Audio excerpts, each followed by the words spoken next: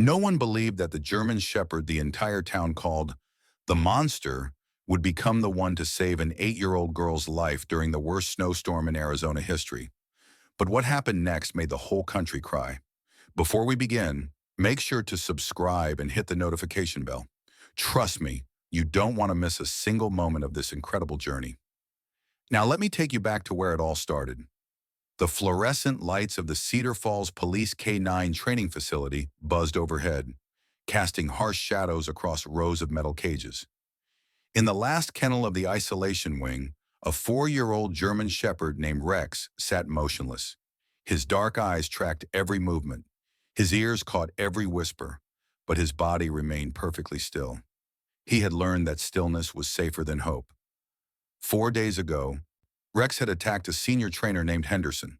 The official report called it unprovoked aggression. The unofficial truth was far different. Rex had witnessed Henderson beating a younger dog behind the equipment shed, away from cameras, away from witnesses. When Henderson raised his boot to kick the whimpering puppy again, Rex broke through his training pen and intervened. The puppy survived. Henderson needed 12 stitches, and Rex received a death sentence. Now he waited. 6 days until euthanasia. The smell of fear and resignation hung thick in the isolation wing, seeping from every cage, every abandoned soul counting down their final hours. Rex did not understand words like euthanasia or termination, but he understood endings. He could smell them everywhere. 40 miles southwest, in a rusted mobile home that trembled with every desert wind, a 42-year-old man named Marcus Cole woke to the sound of his own screaming. The nightmare never changed. Fire devouring a suburban house, a 7-year-old girl's voice crying out for her daddy through the smoke, and Marcus, pinned down by enemy fire in an Afghan valley, helpless, listening to the satellite phone as his world burned to ash 6,000 miles away. Lily had been 7 when she died. 5 years had passed since that night. 5 years since the Marine Corps chaplain delivered the news. 5 years since Marcus flew home to find his wife hollow-eyed at the airport. Her first words not a greeting, but an accusation. If you had been home instead of playing war, she would still be alive. The divorce finalized 3 months later. Marcus signed every paper without argument. What was there to contest? His wife was right. He had chosen duty over family, and the universe had punished him accordingly. Now he existed in the space between living and dying. No family, no purpose, no reason to see tomorrow except the stubborn refusal of his heart to stop beating. That particular morning, after the screaming subsided and the tremors in his hands steadied, Marcus made a decision that would alter the course of multiple lives. He needed something to keep him tethered to this world, something that depended on him, something that might give his existence meaning beyond waiting for death. He rode his Harley to the county animal shelter. The volunteer at the front desk showed him the adoption wing, friendly golden retrievers, energetic mutts. Dogs that wagged and licked and performed their desperate auditions for salvation. Marcus walked past them all. Something pulled him toward the isolation wing, a feeling he could not name, a recognition he did not yet understand. And there in the last cage sat Rex. The German shepherd did not perform, did not beg, did not wag. He simply existed, watching Marcus with eyes that expected nothing because hope had already been beaten out of him. Marcus read the warning sign.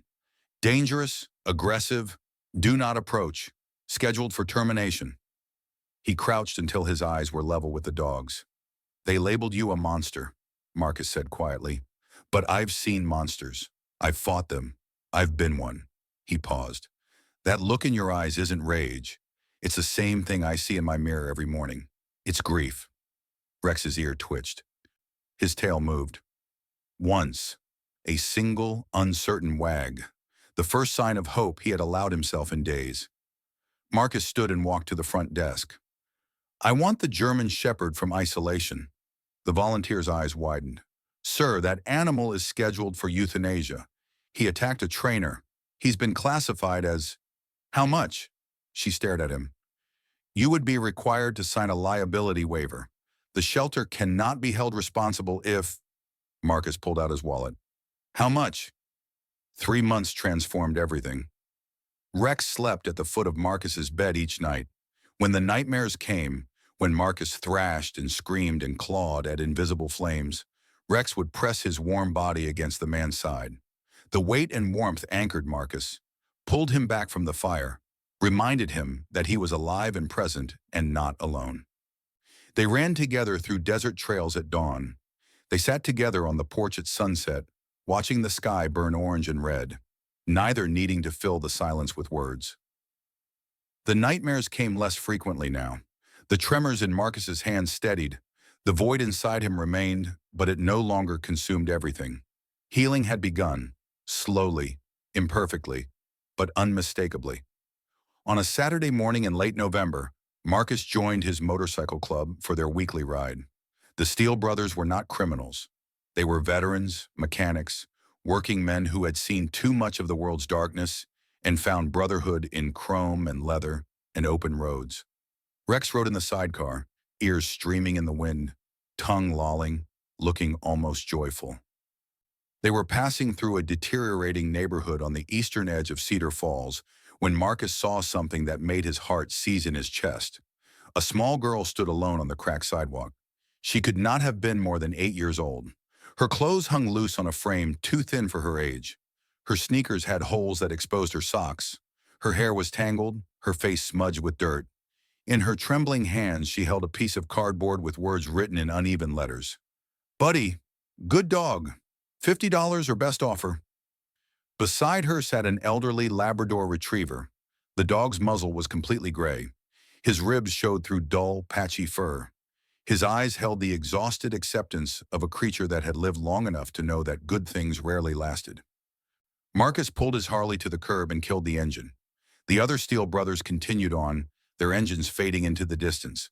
But Marcus could not move. He could not look away from this child who resembled Lily so strongly it felt like a knife twisting in his chest. He removed his helmet and approached slowly. "Hey there," he said, keeping his voice soft and unthreatening. "My name's Marcus. What's yours?" The girl clutched her sign tighter, knuckles white. "Emma. That's a beautiful name." He nodded toward the old Labrador.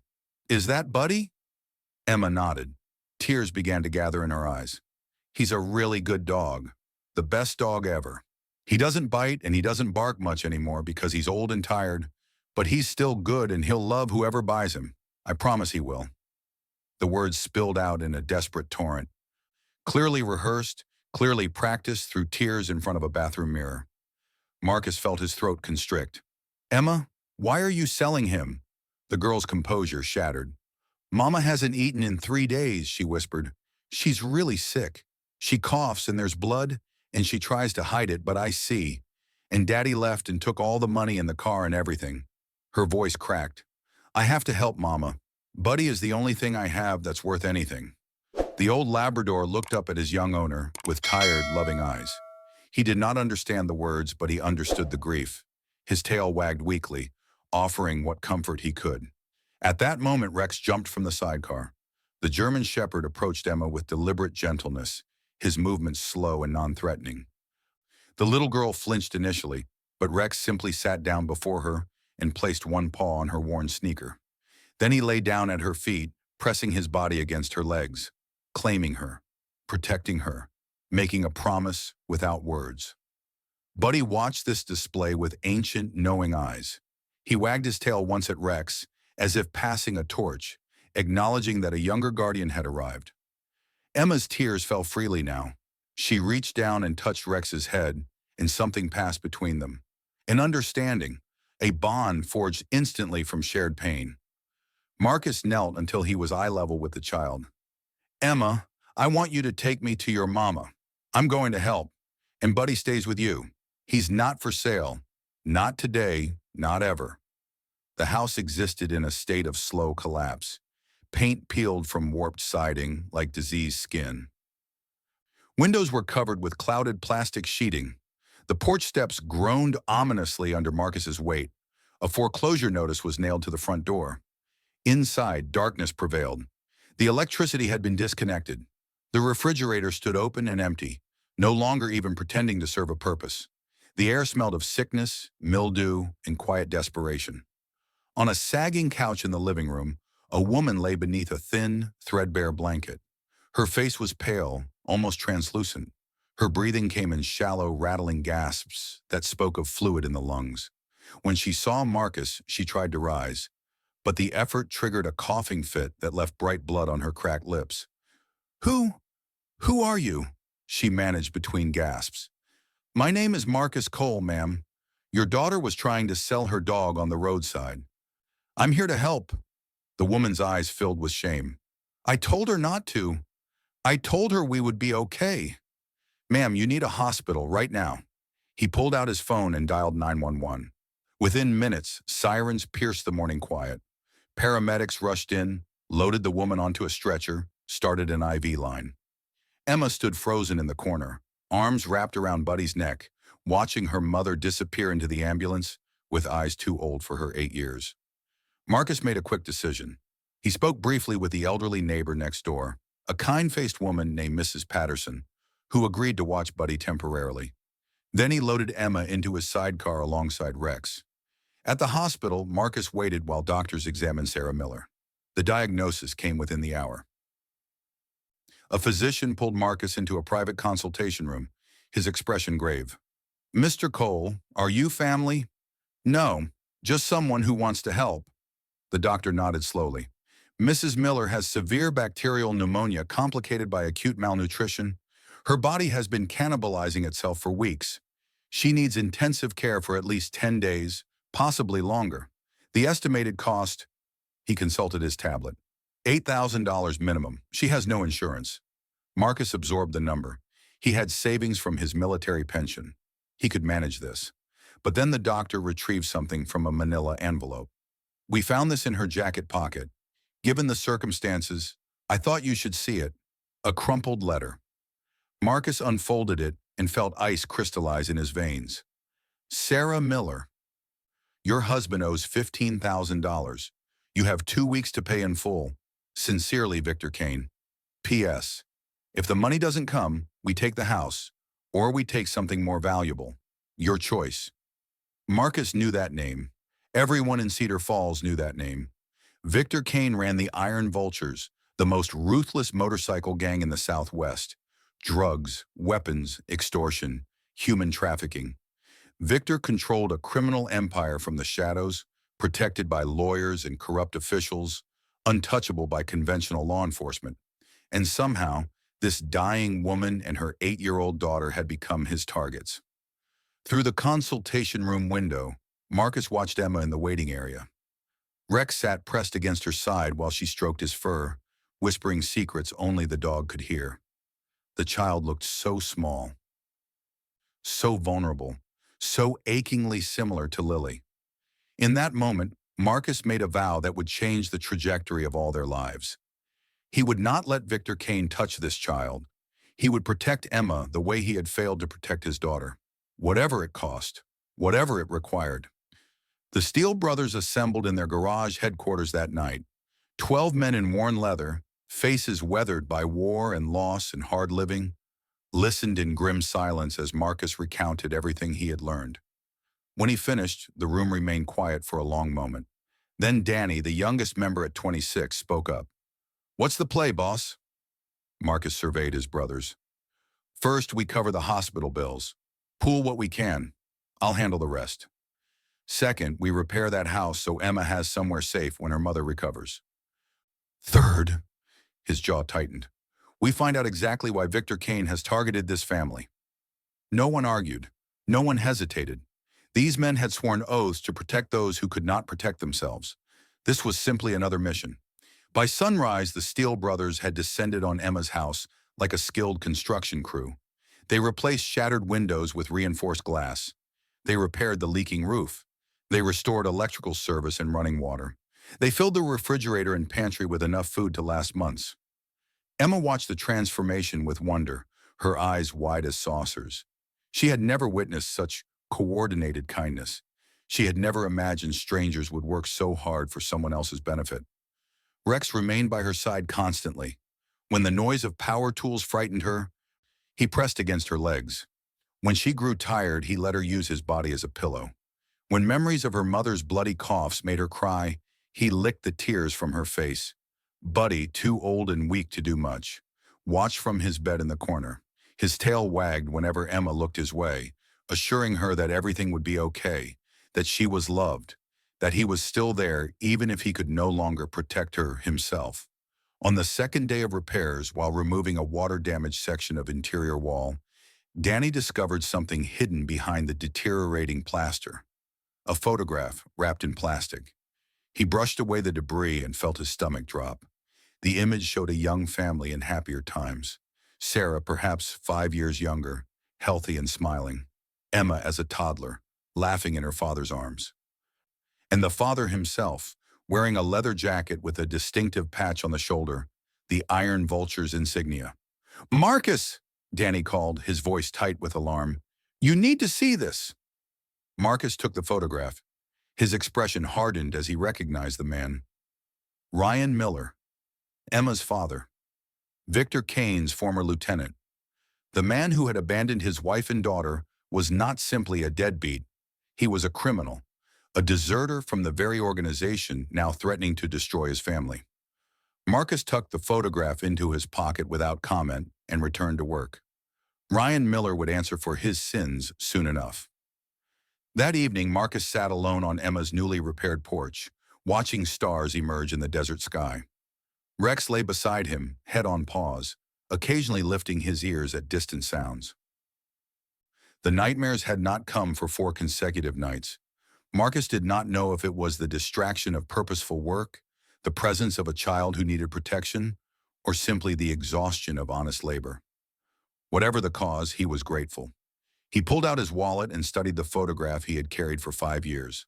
Lily at age 6, front teeth missing, grinning at the camera with the pure, unguarded joy that only children possess. "I couldn't save you, sweetheart," he whispered to the image. "I've spent 5 years running from that truth. 5 years punishing myself. 5 years waiting to die, because living without you felt like betrayal." Rex whined softly and placed his paw on Marcus's knee. Marcus stroked the dog's head. "But maybe I'm still here for a reason. Maybe you sent me this little girl so I could have another chance. Maybe that's what redemption looks like." Inside the house, Emma slept peacefully in her own bed for the first time in months. She dreamed of sunflowers stretching toward blue skies, of motorcycles with wings, of a great brave dog who promised to keep the monsters away. She did not know that 50 miles east, Victor Kane was reading a detailed report from his informants. Someone was interfering with his property. Someone was helping the Miller woman. Victor did not tolerate interference. The confrontation came 3 days later. Marcus was sitting beside Sarah's hospital bed, reviewing the discharge paperwork the nurses had optimistically prepared, when the room's temperature seemed to drop 10 degrees.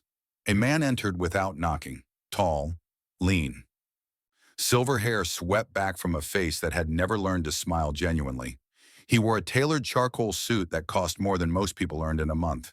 His eyes were the flat, empty gray of a winter sky. Victor Kane. He acknowledged Marcus with the briefest flicker of contempt, then focused entirely on Sarah. "Mrs. Miller." His voice was cultured, pleasant, utterly devoid of warmth. "I'm so relieved to see you recovering. I've been terribly concerned about your well-being." Sarah shrank back against her pillows, her heart monitor accelerating. "Please, I don't have the money. Ryan took everything. I'm not here about money." Victor's smile widened, revealing perfect teeth. "I'm here about real estate. You see, I need you to sign over the deed to your property. A simple transaction. A fresh start for everyone. That house is all I have. It's Emma's home." "Emma." Victor pronounced the name like he was sampling an expensive wine. "Such a lovely child. Such a shame she has no father to protect her." He leaned closer to Sarah's bed. His voice dropped to a whisper that Marcus could barely hear. "You have 10 days, Mrs. Miller. Sign the papers, and your debt is forgiven. Your daughter remains safe. Refuse." He straightened, adjusting his silk tie. "Well, children disappear every day in this country. It's a dangerous world for little girls without protection." Sarah began to sob.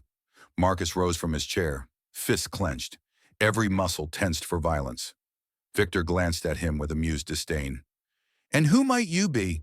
The hired help?" "I'm someone who's going to stop you." Victor's laugh was cold and empty. like wind through a cemetery.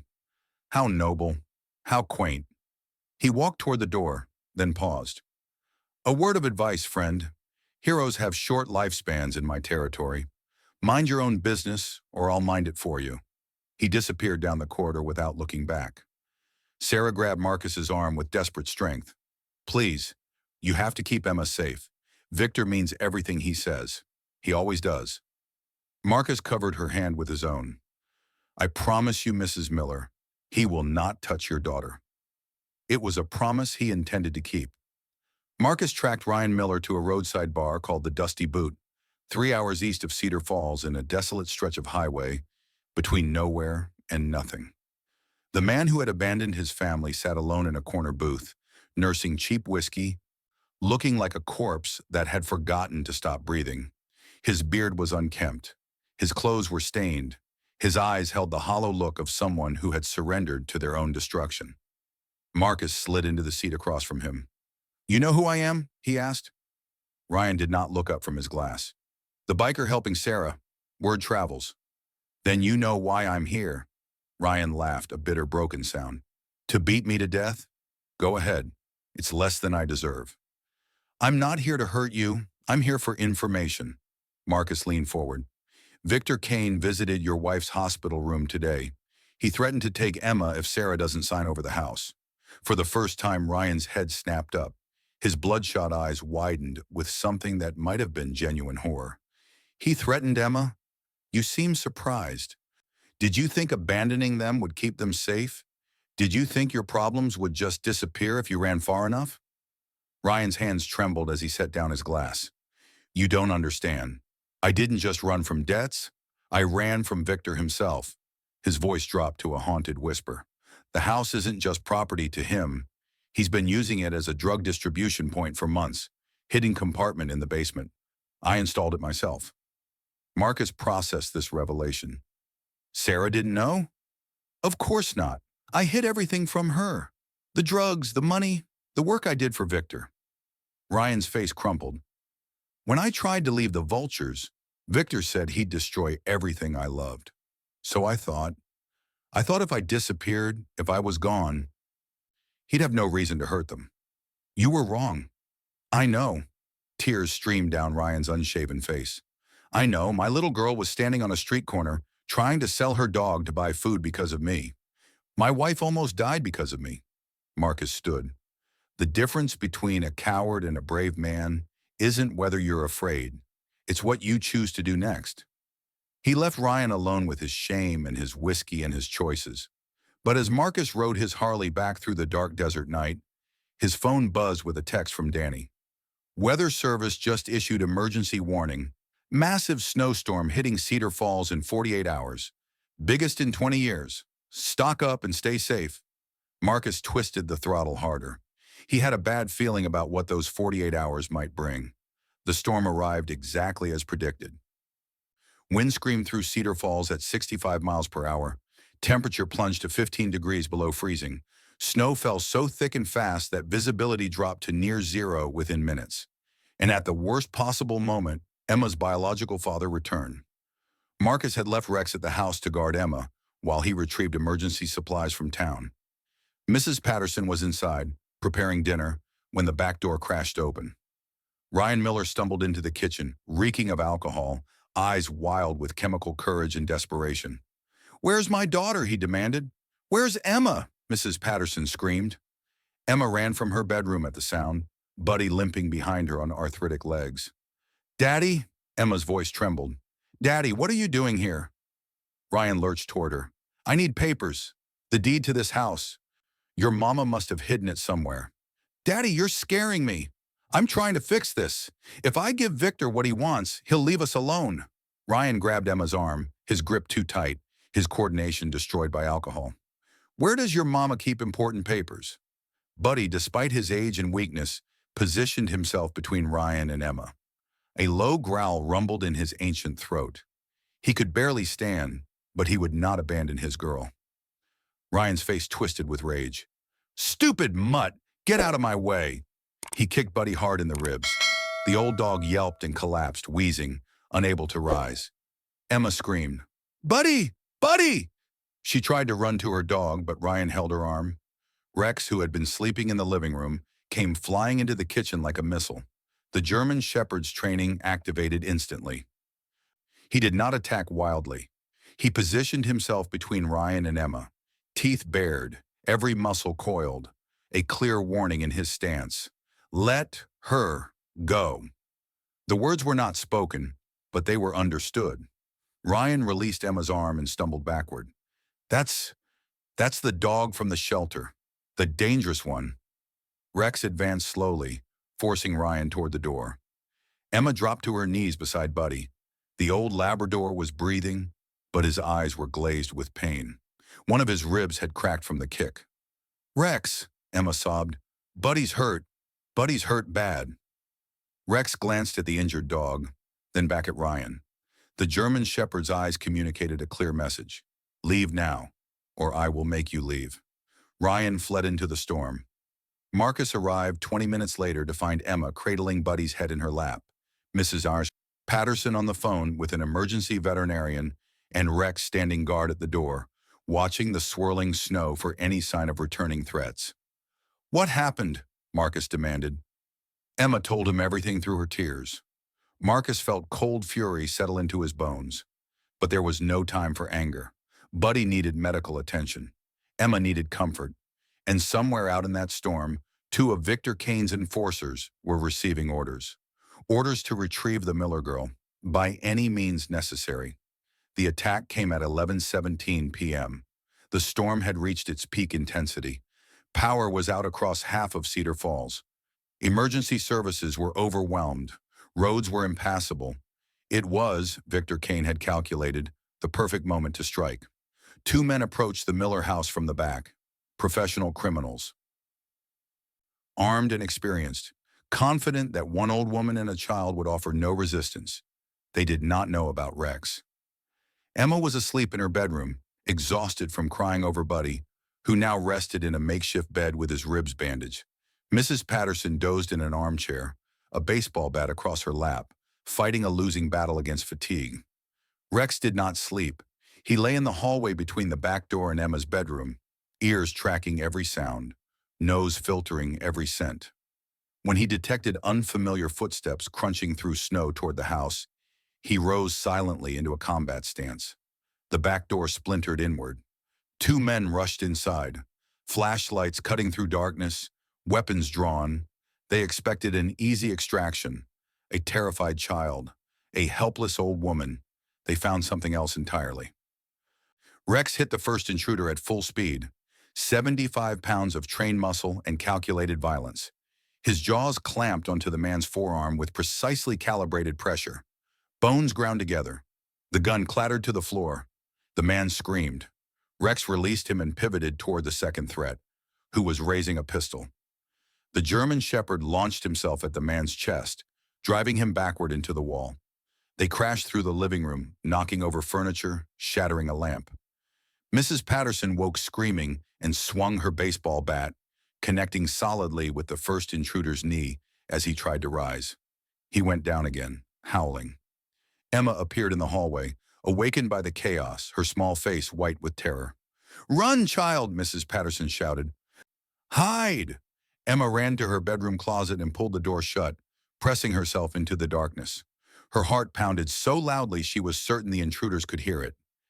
In the living room, Rex had the second man pinned, but the first intruder, despite his broken arm and shattered knee, had crawled toward his fallen weapon. His functional hand closed around the pistol grip. He aimed at the German Shepherd. "Move and I'll kill you, you piece of—" Rex was faster. He released the second man and lunged at the armed intruder. The gun discharged. Pain exploded through Rex's shoulder, but his momentum carried him forward, and his jaws found the man's throat. Not to kill. Rex's training was too precise for that, but enough pressure to communicate a simple message. Move, and you die. The man froze. The second intruder struggled to his feet and saw his partner pinned by a bleeding, snarling German Shepherd. He saw Mrs. Patterson advancing with her baseball bat. He saw no easy victory here. He ran. Into the storm. Into the night. Away from the dog that fought like a demon. Marcus arrived 3 minutes later. He had been fighting his way through drifted snow, his Harley abandoned a quarter-mile away, running on foot through the blizzard. The scene he found would haunt him forever. Rex, shoulder bleeding, jaw still locked on the intruder's throat.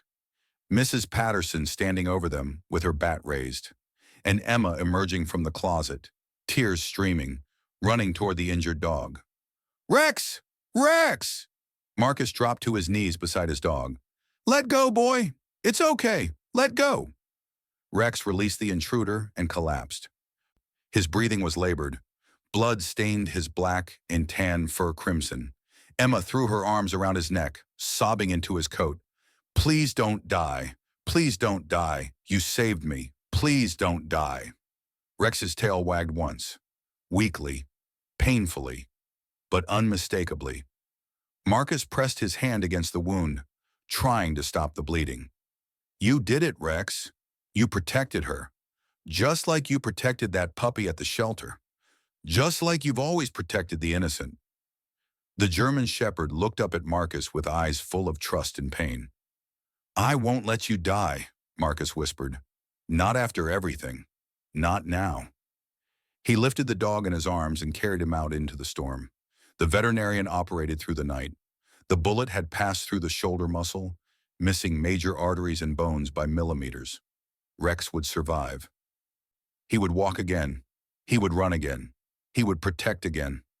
Marcus sat in the waiting room until dawn, Emma asleep against his side, her small hand clutching his jacket even in unconsciousness. He looked down at her peaceful face and saw not Lily this time, but Emma herself, a child he had come to love, a soul worth fighting for. And he had not failed her, not this time. The arrests happened quickly after that. The intruder Rex had captured confessed everything under police questioning. Names, dates, locations. The entire structure of Victor Kane's criminal enterprise, laid bare by a man desperate to avoid additional charges. But the evidence was circumstantial. Victor had lawyers. Victor had connections. Victor had escape routes. Until Ryan Miller walked into the Cedar Falls police station. He was sober, shaking, terrified. But he was there. In his hands, he carried a phone containing recordings of every incriminating conversation he had ever had with Victor Kane. Drug quantities, money amounts, names of corrupt officials, locations of hidden product, evidence that would take years to compile through normal investigation. "I've spent my whole life running from responsibility," Ryan said to the detective who took his statement. "Running from my family, running from my choices. I'm done running." The detective stared at him. "You understand that by providing this testimony, you're implicating yourself in multiple felonies?" "I understand. You could face significant prison time." Ryan nodded slowly. "I know, but my daughter almost died because of my cowardice. The least I can do is face the consequences of my choices." The police used Ryan's evidence to execute a coordinated raid on Victor Kane's compound that very night. News helicopters captured everything despite the lingering storm. Victor Kane in handcuffs, his expensive suit disheveled, being shoved into a police cruiser while camera flashes exploded around him. Justice, delivered in the aftermath of a blizzard. The video footage spread across the internet like a wildfire in dry brush. Security cameras had captured the entire confrontation. Rex fighting off two armed intruders. Rex taking a bullet while protecting a child. Rex lying there bleeding, but still positioning himself between Emma and danger. The hashtag started trending within hours. Rex the Hero news networks picked up the story. Interview requests flooded in. The Cedar Falls Police Department, the same organization that had once classified Rex as dangerous and unsuitable for service, issued a formal public apology and offered him an honorary canine position. Marcus declined on Rex's behalf. "He's not a police dog anymore," Marcus told the assembled reporters. "He's a family dog now. That's exactly where he belongs." Sarah came home on a crisp Tuesday morning in early December. The sky was clear. The snow had begun to melt, and the little house that had once been a symbol of despair now gleamed with fresh paint and new hope. Emma ran across the lawn the moment the car pulled up and threw herself into her mother's arms. "Mama! Mama, you're home!" Sarah held her daughter tight, tears streaming down her face, feeling the warmth of her child against her chest for the first time in weeks. "I'm home. Baby, I'm home." Buddy watched from the porch, his ribs healing, his tail wagging with ancient joy. He was too old and fragile to run anymore, but his eyes sparkled with contentment. His girl was happy. His family was together. Everything else was secondary. Rex sat beside him, shoulder bandaged but healing well, watching the reunion with quiet satisfaction. When Emma finally released her mother and ran to hug him, Rex's tail wagged slowly, peacefully, accepting her love with the dignity of a guardian who had fulfilled his sacred duty. Marcus stood back, giving them space, feeling something warm and unfamiliar spreading through his chest. Hope. He was feeling hope. 1 week later, a visitor appeared at the edge of the property. Ryan Miller stood on the public sidewalk, not daring to approach the house he had once abandoned. He looked different, cleaner, more present. The ravages of alcohol had begun to fade from his face, replaced by something more difficult to erase: accountability. Emma spotted him from the window. For a long moment, she did not move. Then she walked outside, Rex padding silently beside her. Father and daughter faced each other across 15 feet of grass that felt like 15 miles. Ryan opened his mouth to speak. "Emma, I'm so sorry. I know I don't deserve—" "Stop." Emma's voice was small but steady. "I don't forgive you," she said. "Not yet. Maybe not for a long time. You left us. You let us starve. Mom almost died because of you." She paused. "And you hurt Buddy." Ryan's face crumpled. "But," Emma took a breath, "you helped put the bad man in jail. You didn't run away this time. So, thank you for that." She did not embrace him. She did not smile. She simply turned and walked back toward the house, Rex following close behind. Ryan stood there for a long time, tears sliding down his face. Then he walked away to face his own consequences. The district attorney had offered a deal: full cooperation in exchange for a reduced sentence. Ryan would serve 2 years in a minimum security facility, followed by 3 years of supervised probation. When he emerged, he would have the chance to rebuild some semblance of a relationship with his daughter, if she allowed it, if he proved himself worthy. Spring arrived in Cedar Falls with an explosion of color. Emma's front yard had transformed into a garden of sunflowers, dozens of them stretching toward the Arizona sun. She had planted each one herself, naming them after the people who had helped her family survive the darkest chapter of their lives. The tallest sunflower stood in the center, strong, resilient, facing the light no matter which way the wind blew. She had named it Rex. The second tallest stood beside it, a little shorter but equally determined. She had named that one Marcus. On the porch, Marcus sat in a wooden rocking chair that Danny had built. Rex lay at his feet, fully healed, coat gleaming in the afternoon warmth. Buddy dozed contentedly in a cushioned bed nearby, finally able to rest now that a younger guardian had assumed protection duties. Sarah emerged from the house carrying glasses of lemonade. She was healthy now, back to her full strength, working as a hostess at a restaurant downtown.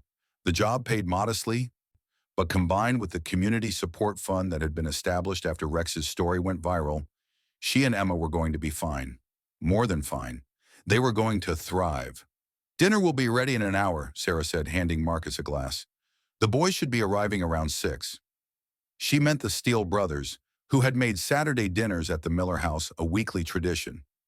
12 bikers around a crowded table, passing dishes, telling stories, filling the home with laughter that had been absent for far too long.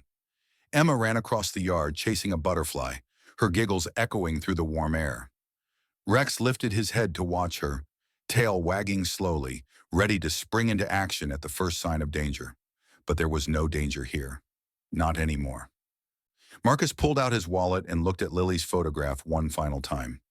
"I couldn't save you, sweetheart," he said softly. "That's something I'll carry with me forever. The guilt, the grief, the knowledge that I wasn't there when you needed me most." He paused, watching Emma skip through her sunflower garden. "But I think I understand now. I don't think you want me to spend the rest of my life punishing myself. I think you want me to take the love I couldn't give you and give it to someone else. I think you want me to live." He tucked the photograph away, not in the hidden compartment where he usually kept it, but in the front pocket over his heart. I won't forget you, Lily, not ever. But I'm going to let myself be happy now. I'm going to let myself love again. Rex rose and placed his head on Marcus's knee, looking up with eyes full of understanding. Marcus stroked the dog's fur. You saved me, you know. You and Emma both. I came to that shelter looking for something to keep me alive. I found a family instead. Emma came running up to the porch, breathless and grinning, clutching a piece of paper. Mr. Marcus, I wrote a letter for you. Want to hear it?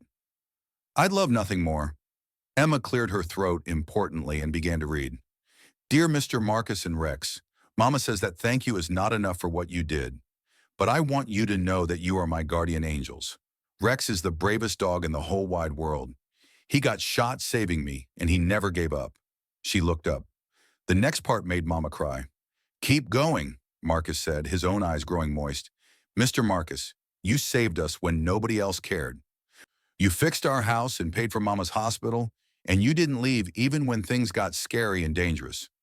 I think you might be the best person I've ever met except for Mama. Emma pointed toward the garden.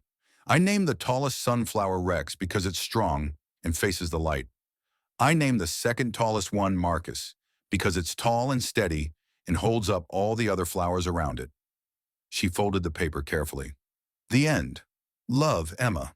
P.S. Buddy says thank you too, and he wants you to know that Rex is his best friend now. Marcus took the letter with hands that trembled slightly. This is the best letter I've ever received. Really? Really? Emma beamed. Then she threw her arms around his neck, squeezed tight, and ran off to play with Rex and Buddy. Marcus watched them go. The little girl. The German shepherd who had been called a monster. The ancient Labrador who had loved her first. All of them running through a garden of sunflowers on a perfect spring afternoon. He thought about the journey that had brought him here, the guilt that had nearly destroyed him, the nightmares that had stolen so many nights, the slow, painful process of learning to live again, and he realized something. Sometimes guardian angels do not have wings. They have 4 legs, black and tan fur, and hearts braver than any human could match. Sometimes the souls the world throws away become the ones who save us. And sometimes, when you rescue someone else, you discover that you have rescued yourself. The sun set over Cedar Falls, painting the sky in shades of gold and rose. In a small house at the end of a quiet street, a family sat down to dinner together. Not a family by blood, but by something deeper. A family forged in storm and snow, in courage and sacrifice, in the simple, powerful act of refusing to abandon each other. Rex lay under the table, head resting on Emma's feet. Buddy curled up in his bed by the warm fireplace, finally at peace. Sarah laughed at something one of the bikers said, and Marcus looked around at the faces of people he had come to love, and for the first time in 5 years he felt complete. Home. He was finally home. Sometimes heroes arrive in unexpected forms. A German shepherd labeled too dangerous to live, a biker carrying the weight of unbearable grief, a little girl with nothing to sell but her best friend. In a world that often forgets to care, they found each other. And in finding each other, they found redemption. Because kindness is never wasted, courage is never forgotten, and love, true love, can survive any storm. Subscribe and hit that notification bell for more stories that restore faith in humanity. And remember, the next time you see someone struggling, reach out. You might just save a life. Or maybe, like Marcus, you'll save your own.